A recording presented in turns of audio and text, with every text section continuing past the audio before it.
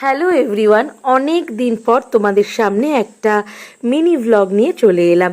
এটা জানো তো অনেক দিন আগের করা ভিডিও, অনেক দিন হয়ে গেছে, তাও প্রায় ওই 2 মাস তো হবেই। আমরা অনেক ভোরবেলায় উঠে দক্ষিণেশ্বর গিয়েছিলাম, তাও ভোর ওই 5:30 মতন বাজে। আর এসেই আগে মা গঙ্গার কাছে চলে এলাম, একটু পা ভিজিয়ে নিয়ে মন্দিরে ঢুকবো তাই। আর দেখো আমাদের পুজো দেওয়াও হয়ে গেছে। ডালা নিয়ে দক্ষিণেশ্বরের মন্দিরের সামনে একটু ফটো ভিডিও তুলে নিয়ে এবার আমরা মনে করলাম যে যাই, এবার একটু বেলুড় মঠ থেকে ঘুরে আসি, কারণ আমাদের মোটামুটি 7:30টার মধ্যে পুজো দেওয়া কমপ্লিট হয়ে গিয়েছিল।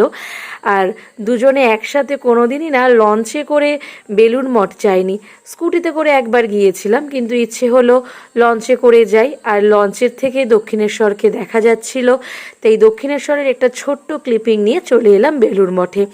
তখন বাজে ওই ভোর 8:30 মতন, আর চারিদিক এত ফাঁকা আর এত সুন্দর একটা পরিবেশ, একদম শান্ত স্নিগ্ধ একটা পরিবেশ। আর বেলুড় মঠে ঢুকতেই এই গোলাপি রঙের সুন্দর একটা ফুল গাছ দেখতে পেলাম। আর চারপাশটা অনেকটাই ফাঁকা আছে, যেহেতু আমরা অনেক সকালবেলা এসেছিলাম। আজকে না সেরকমভাবে বেলুড় মঠে আসার প্ল্যানিং ছিল না, যেহেতু তাড়াতাড়ি পুজোটা হয়ে গিয়েছিল, তাই বেলুড় মঠে চলে এলাম।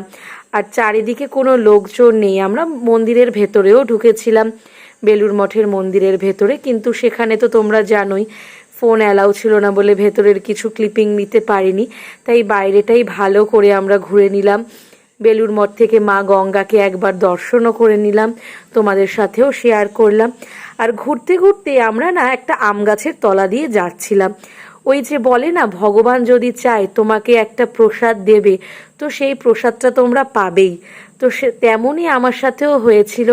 আম গাছের তলা দিয়ে যেতে গিয়ে টুক করে একটা আম আমার পায়ের সামনে পড়লো, আর সাথে সাথে তো আমি দেখে এত খুশি হয়ে গিয়েছিলাম, আমটা তুলে নিয়েই খেতে শুরু করে দিয়েছি। মানে ভগবান আমাদেরকে নিজের হাতে তার গাছ থেকে ফল দিল, কারণ আমরা এত সকালে গেছি, সেই সময় তো কোনো প্রসাদ বা কোনো ফল কিছুই পাওয়ার কথা না।